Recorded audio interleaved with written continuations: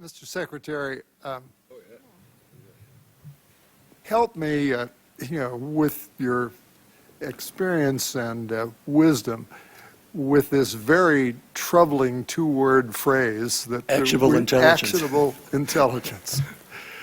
It seems to me that actionable intelligence with respect to going after Osama bin Laden after 1988 must have been based on the proposition that almost the sole goal is capturing, or killing Osama bin Laden. And that what a lack of actionable intelligence meant was either, one, you didn't have a 90% chance of finding him where whatever intelligence you had said he would be, or two, if you could, you were going to kill 300 or 400 other people while you were doing it, that the collateral damage would be too great to run the risk. But actionable intelligence on August 20th, after the embassy bombings, it seems to me must have been softer than that. And that actionable intelligence must have been, well, we know there's a camp there, and we're pretty sure there are going to be some bad guys there, and besides, the blowing up those two things was so bad we got to do something. Tell me if that's correct. But most of all, tell me what, in general terms, for the future, actionable intelligence means. How much of it is the goal? How much of it is your certainty that you can attain that goal? And how much of it is just related to the fact that under some circumstances you're going to have to do something even though you aren't certain that you'll be a success? Senator Gorton, let me give you a real case involving actionable intelligence. The so-called pharmaceutical plant in Sudan. And I want to use that as an example because there we were given information that bin Laden, following the bombings of the embassies in East Africa, was seeking to get his hands on chemical and biological weapons to inflict kill as many people as he could. We were real concerned about that. I was very concerned about that. Intelligence started to come in about this particular plant. They had been gathering information on it, and I think I point this out in my written testimony, but frankly, I apologize for not getting it to you much sooner. I was still working on it as of yesterday, last night.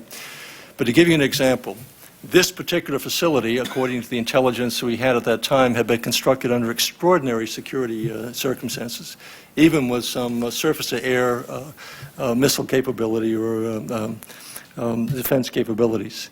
That the plant itself had been constructed under these security measures, that the plant had been funded in part by the so-called military-industrial corporation, that bin Laden had been living there, that he had in fact money that he had put into this military-industrial corporation, that the owner of the plant had traveled to Baghdad to meet with the father of the VX program, and that the CIA had found traces of EMTA nearby the facility itself. According to all the intelligence, there was no other known use for EMTA at that time other than as a precursor to VX.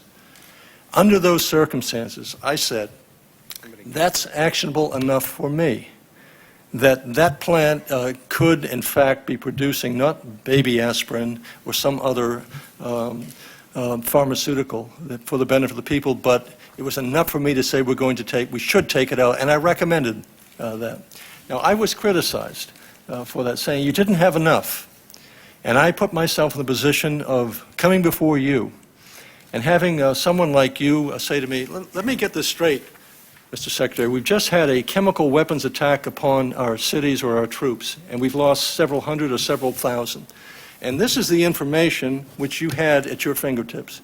You had a plant that was built under the following circumstances.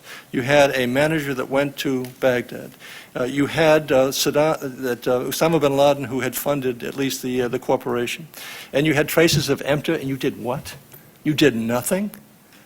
Is that a responsible activity on the part of the Secretary of Defense? And the answer is pretty clear.